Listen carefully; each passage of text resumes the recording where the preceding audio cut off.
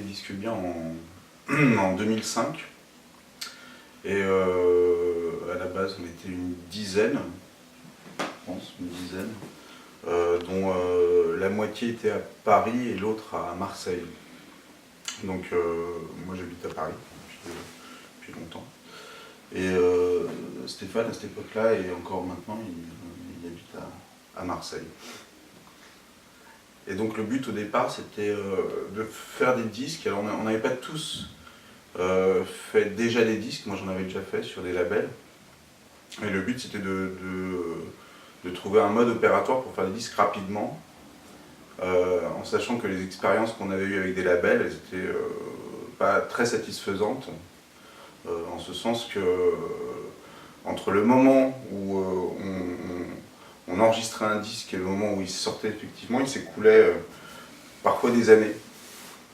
Donc on s'est dit, bon bah c'est pas si cher que ça de presser un disque, on va se prendre en main nous-mêmes et on va faire notre propre label pour sortir des disques réalisés avec assez peu d'argent et puis sortir en petite quantité, mais qu'on puisse sortir assez fréquemment. C'était ça l'idée. Et donc voilà, donc au départ il y avait toi, moi, François Tarot, Étienne Jomet, Eddy Godberge, Mjo. Ouais. Mjo, French. J'espère que j'en oublie pas, mais je pense que c'est à peu près ça. Au départ, ouais. Après, il y avait des non-musiciens aussi qui étaient un peu dans l'aventure. Ouais. Il y a eu David Scrima aussi. Ouais, il y avait David Scrima. Qui faisait des pochettes. Et puis des gens de bonne volonté qui avaient envie de participer, Sabine. Des copains qui voulaient. Des copains, ouais. Oui, l'idée c'était de trouver en faisant les disques bien, de trouver un rapport entre producteurs et artistes qui était plus réaliste en fait et conforme à ce qu'on attendait. C'est-à-dire que il y a beaucoup de contrats de production où le producteur calque son attitude et sa stratégie et se calque comme producteur sur le modèle de la major, ce qui est particulièrement pas adapté à une petite économie en réalité. Et en fait c'est contre-productif. Alors l'idée c'était de dire nous on veut bien faire des disques qui rapportent pas du tout ou très peu d'argent, mais en revanche ça peut avoir des tas de contreparties. Et du coup ça nous a amené à une réflexion sur comment est-ce que ça pourrait fonctionner. Et ça aussi c'était en soi d'ailleurs une réflexion assez intéressante.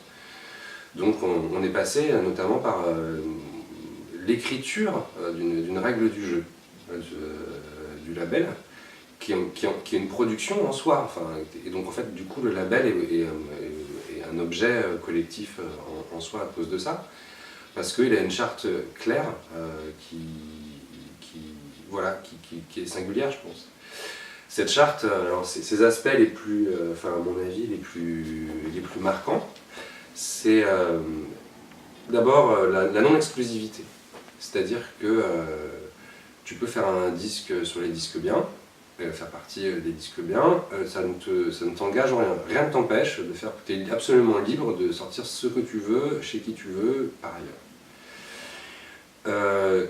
À partir du moment où il est acté que tu fais un disque bien, tu es totalement responsable du contenu et libre du contenu, c'est-à-dire tu mets exactement ce que tu veux dessus, personne n'a rien à dire. Il n'y a pas de notion de direction artistique et de contrainte par la direction artistique.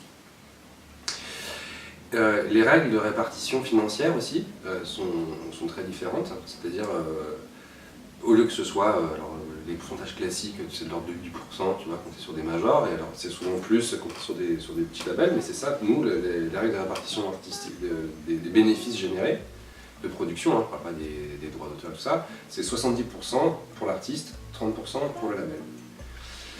Jusqu'à un certain seuil. Jusqu'à un certain seuil. Ça va jusqu'à 90% pour l'artiste. Oui, voilà, c'est ça. Oui, voilà, on a bien pris soin, absolument, qu'on n'ait absolument aucun moyen d'enrichir réellement le label. C'est-à-dire, on s'est dit, quand même 70% pour l'artiste, on risque de l'arnaquer si on en vend 100 000. Ne prenons aucun risque. Et donc évidemment, ça met tout le monde très à l'aise. La contrepartie, c'est qu'en réalité, qui est producteur? Alors ça nous a même posé certaines questions, parce que qui est producteur? En réalité, c'est l'artiste, d'une certaine manière, qui est producteur, parce que c'est aussi souvent lui qui fait tout ou partie de l'avance de production de son disque. Donc du coup, c'est bien normal aussi qu'il ait cette liberté. Donc ce label, c'est un outil, en fait un outil de mutualisation d'un certain nombre d'émulation. C'est une mutualisation de compétences, c'est une mutualisation administrative, de tas de choses, c'est une mutualisation aussi de la visibilité, ça permet, et puis c'est une émulation, quoi, parce que ça permet de faire des concerts ensemble, voilà. Donc on peut dire que c'est un label, et on peut aussi considérer que c'est une sorte de club. Voilà. Il y a vraiment ce côté-là. C'est-à-dire qu'à partir du moment où il y a eu des moments où le label avait un peu d'argent, et où donc il pouvait financer certaines choses, ou avancer certaines choses peut-être, je ne me souviens plus très bien, mais en tout cas financer certaines choses, notamment les attachés de presse. Il y a une période où le label pouvait financer l'attaché de presse, ce qui n'est pas non plus rien, tu vois. Et donc il y a une période où il y a eu une mutualisation en fait entre les disques qui marchaient plus et les disques qui marchaient moins, d'un coût d'attaché de presse. Le label avait un distributeur à être distribué aussi, donc il y avait aussi une garantie automatique d'être distribué, physique. Bon, il y a eu une période d'activité assez florissante, c'est au moment où on a eu un deal de distribution. En fait, on a eu un deal de distribution pour tout le label, parce qu'on avait un artiste qui a attiré beaucoup l'attention, qui était donc un type qui faisait des pastiches de Georges Brassens, qui faisait des reprises en imitant Georges Brassens, qui au départ s'appelait The Brassens, et puis on a eu des soucis avec les ayants droit de Georges Brassens, et donc il s'est rebaptisé après La Pompe Moderne. Ça a attiré énormément on a eu énormément d'échos autour de ce truc. Il y a d'abord eu un cas de titre, au départ c'était juste un MySpace qui a généré un trafic extraordinaire par rapport au travail qu'a exigé au départ ce MySpace. Et en fait, très rapidement, ce qui s'est passé, c'est qu'on a eu une proposition d'être distribué par un distributeur qui s'appelait Abeille, qui a fait faillite entre-temps, et qui nous a proposé un deal de distribution pour tout le label. Voilà. Alors à ce moment-là, donc ça devait être vers 2007-2008, on a eu, peut-être c'est le moment de plus forte activité du label, on a eu plusieurs sorties. On avait un peu d'argent, c'est là qu'on a mis en place cette histoire de financer de la communication par le label pour les artistes qui sortaient des disques. Et puis ça s'est un peu c'est retombé. Les dernières sorties, ces 2-3 dernières années, on a dû faire peut-être 3 ou 4 disques seulement. Et donc voilà, c'est revenu un peu à ce que c'était au départ. Voilà. Et là, en ce moment, je suis en train justement d'étudier pour sortir un vinyle, ce qui serait le premier vinyle du Et moi, je label. le dis publiquement, ce serait super.